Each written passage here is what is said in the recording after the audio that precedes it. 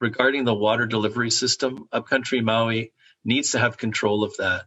Currently, we're being abused, in my opinion. And last week, there was a Supreme Court case where some of the people giving testimony were saying that 2/3 of the water the Upcountry uses comes from the EMI Kamole system.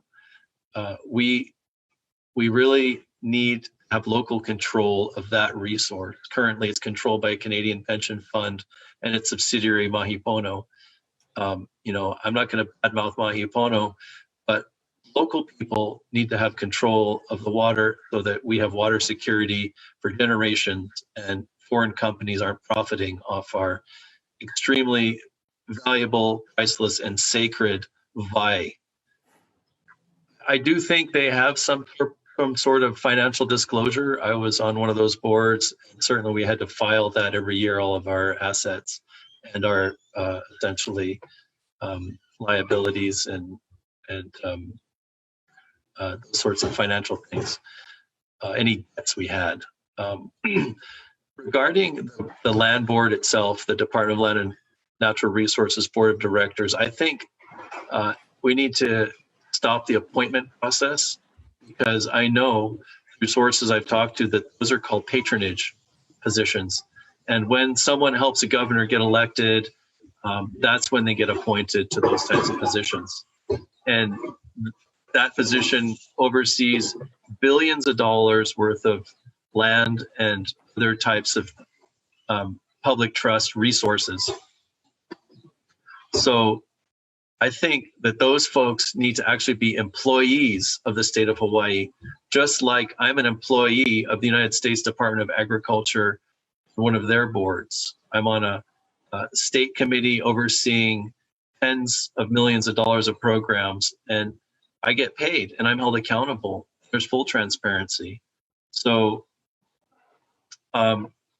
that's what I would advocate for. Legislation to stop the appointment of these extremely powerful individuals and hold them accountable through a paycheck, and empower them to do also a better job, because when a board member is actually paid to read documents, they can make more informed decisions. If you get a 5-pound document, say on a Friday night, and you're supposed to read it by a Monday morning meeting, there's no way that you can do a really good job. And their agenda is massive. I've been to some of their hearings and looked at their agendas, and they're hundreds of pages long. So that should not be a volunteer position. And empowering them with a paycheck and putting them on the state payroll would go a long way to hold them accountable. It'd be a real service to the community too. Well, I mean, ideally they'd have someone like a hydrologist on there, civil engineer, real estate attorney. I mean, these folks really make some heavy weighted decisions regarding the assets, including the boat harbors, including Honolulu Harbor, including the top of the Mauna.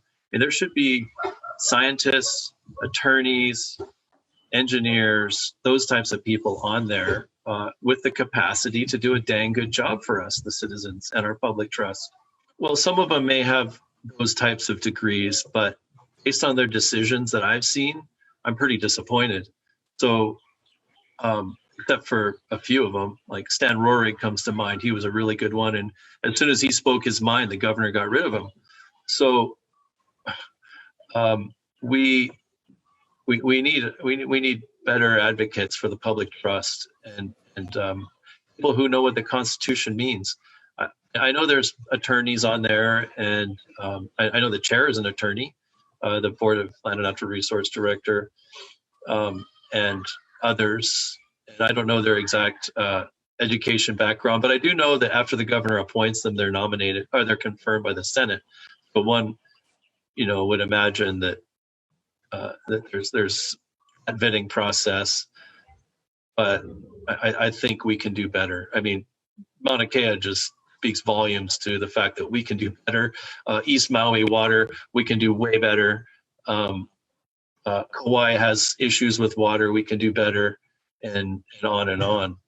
Well, in the legislative session of 2019, there was a piece of legislation called House Bill 1326, which granted a 10-year extension on the revocable permits given to Alexander and Baldwin's company, EMI, which is half owned by Mahi Pono now.